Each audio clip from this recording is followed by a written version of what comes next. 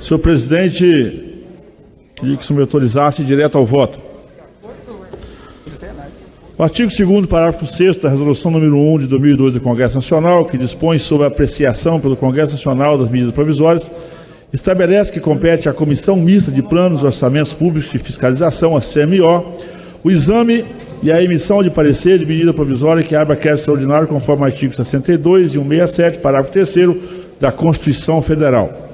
No entanto, o parágrafo único do artigo 2º do ato conjunto das mesas da Câmara dos Deputados do Senado Federal número 1 de 2000 estabeleceu que, enquanto durar a emergência da saúde pública de importância nacional e o estado de calamidade pública decorrente da Covid-19, as medidas provisórias serão instruídas perante o plenário da Câmara dos Deputados e do Senado Federal, ficando excepcionalmente autorizada a emissão de parecer e substituição à comissão mista por parlamentar de cada uma das casas designado de forma regimental. Da constitucionalidade, juridicidade e regimentalidade. O artigo 62 da Constituição Federal estabelece que, em caso de relevância e urgência, o Presidente da República poderá adotar medidas provisórias com força de lei, devendo submetê-las de imediato ao Congresso Nacional. Por sua vez, o artigo 67, parágrafo 3º, prevê que a abertura de crédito extraordinário somente será admitida para atender às despesas imprevisíveis e urgentes, como as decorrentes da guerra, comoção interna, calamidade pública, observado e disposto no artigo 62. Portanto, as medidas provisórias de crédito extraordinário devem atender aos pressupostos de relevância, urgência e imprevisibilidade, assim referido na exposição de motivos. A relevância decorre da atual situação da pandemia, com alto risco de saúde pública, dado o grande potencial de contágio e aumento de forma exponencial dos casos de morte. A urgência, por sua vez, justifique-se pelo quadro apresentado de rápida propagação da doença e a velocidade de resposta do poder público é condição necessária para garantir a proteção e recuperação da população brasileira, considerando que a imunização deve ser capaz de prevenir, conter e interromper a transmissão do novo coronavírus na população brasileira, reduzindo o número de óbitos e demais repercussões sociais e econômicas em território nacional. Já a imprevisibilidade decorre da impossibilidade de antever para o presente exercício financeiro a necessidade dos recursos para o enfrentamento da atual situação emergencial, já que o novo coronavírus foi descoberto no final de 2019 na China e o primeiro caso registrado no Brasil ocorreu ao fim de fevereiro de 2020. Desta forma, pelas razões apresentadas na exposição de motivos, consideramos atendidos pela MP um exame aos pressupostos constitucionais de admissibilidade referentes à relevância, à urgência e à imprevisibilidade, prescrito no artigo 62 do 67, parágrafo 3º da Constituição. Por seu turno, a autorização contida no artigo 2º da medida provisória para a contratação de crédito é amparada pelo artigo 65, parágrafo 8º da Constituição, que inclui referida matéria como exceção ao princípio da exclusividade orçamentária, segundo a qual a lei orçamentária anual não deve conter dispositivo estranho à previsão da receita e à fixação da despesa. Quanto à constitucionalidade, não há reparos a fazer. A edição da medida provisória 1004/2020, o Presidente da República exercitou a prerrogativa atribuída pelo artigo 62 da Constituição, não havendo conflito com quaisquer das vedações previstas nos parágrafos do 1º ao 10º do mesmo artigo. A proposição também não objetiva regulamentar dispositivo da Constituição, cuja redação tenha sido alterada por meio da emenda, respeitando assim o artigo 246 da Constituição Federal. Da análise, constata-se que a medida provisória apresenta boa técnica legislativa, obedece os devidos trâmites legislativos, não afronta o ordenamento jurídico vigente e respeita os balizamentos constitucionais do instrumento previsto no artigo 62 da Constituição, ficando demonstrado a constitucionalidade, juridicidade e a regimentalidade da medida provisória 1004/2020. Da compatibilidade e adequação orçamentária e financeira. A resolução número 1 de 2002 do Congresso Nacional estabelece em seu artigo 5º, parágrafo 1º, que exame de compatibilidade e adequação orçamentária e financeira das medidas provisórias abrange as análises da repercussão sobre a receita ou a despesa pública da União e na implicação quanto ao atendimento das normas orçamentárias e financeiras vigentes, em especial em conformidade com a Lei Complementar número 101, de 4 de maio de 2000, da Lei de Responsabilidade Fiscal e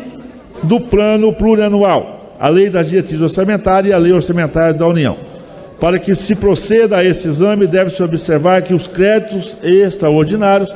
pelas circunstâncias excepcionais que os justificam, recebem tratamento diferenciado do ordenamento jurídico nacional, a saber. No artigo número 107, parágrafo 6º, inciso 2º do ato das disposições constitucionais transitórias, tais créditos não se sujeitam ao novo regime fiscal, que institui os chamados tetos de gasto. Conforme se desprende o disposto do inciso 5º do artigo 67 da Constituição, os créditos extraordinários estão dispensados da indicação da origem de recursos no ato de sua abertura, de modo, ao encontro da boa técnica orçamentária, a medida provisória 1004 indique como fonte dos recursos oriundos da contratação de operação do crédito interno. A autorização para a contratação da operação de crédito dada pelo artigo 2º da medida provisória atende o disposto do artigo 32, parágrafo 1º, inciso 1º da Lei de Responsabilidade Fiscal. Já o artigo 4º da emenda constitucional número 106, de 2020, dispensou durante a vigência do estado de calamidade pública a observância da chamada regra de ouro. Segundo a regra, é vedado a realização de operações de crédito que excedam o montante da despesa de capital, ressalvadas as autoridades mediante créditos suplementares ou especiais com finalidade precisa, aprovada pelo Poder Legislativo por maioria absoluta. A medida provisória tem impacto sobre o resultado nominal ou primário, na medida que autoriza a despesa primária às custas da receita financeira. Neste sentido, é necessário observar que, por força do Decreto Legislativo número 6, de 20 de março de 2020, foi reconhecido pelo Congresso Nacional o estado de calamidade pública, com efeitos até 31 de dezembro de 2020 para os fins do artigo 65 da Lei de Responsabilidade Fiscal, o que dispensa a necessidade de atingimento dos resultados fiscais do corrente exercício. Nesse sentido, também dispõe o artigo 3º de número 106 de 2020.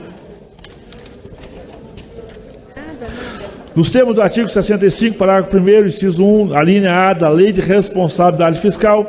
também na ocorrência da calamidade pública reconhecida pelo Congresso Nacional, são dispensados os limites, condições e demais restrições para contratação e editamento da operação de crédito.